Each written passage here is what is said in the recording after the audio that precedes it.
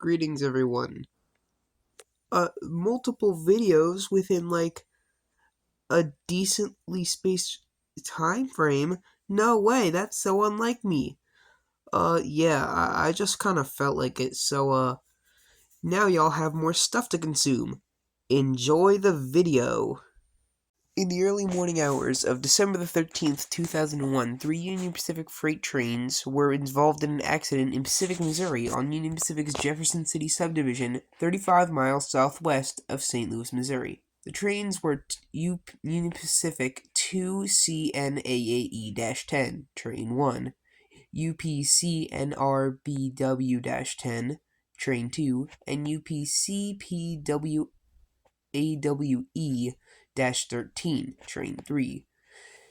Train 1 consisted of 3 locomotives, 2 on the head end and 1 DPU.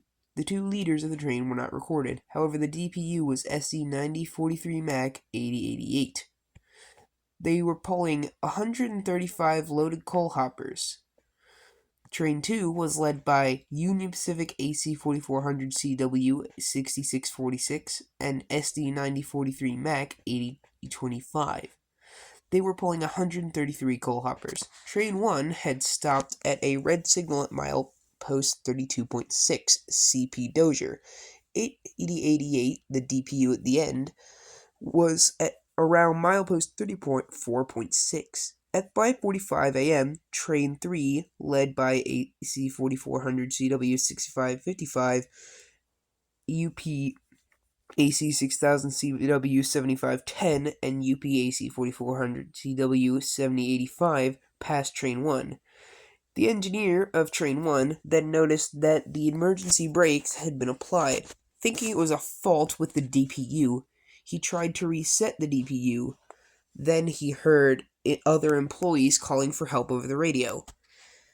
The engineer and conductor of Train 1 left the cab of their locomotive and walked down their train, only to find derailed equipment and crews being treated by first responders. They became aware that Train 2 had struck the rear end of their train, and that the wreckage had fouled Track 1, causing Train 3 to hit it and derail.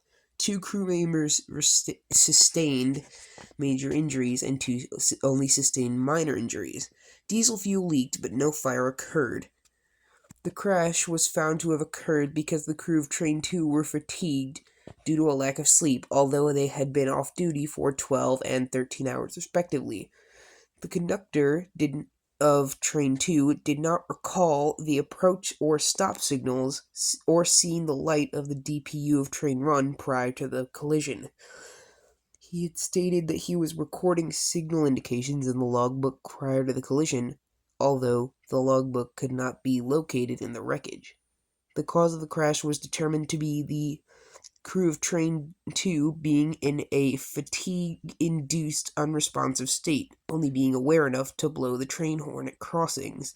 In the end, UP 8088 was scrapped due to the major damage it sustained.